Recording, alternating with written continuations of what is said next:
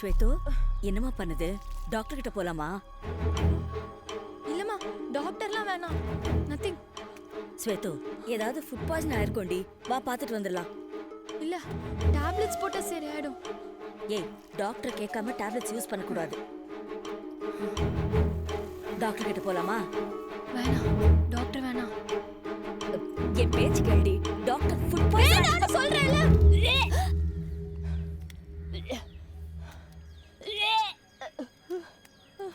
ஏய், வாங்கி வச்ச நாப்கின் அப்படியே இருக்கு. யூஸ் பண்ணல?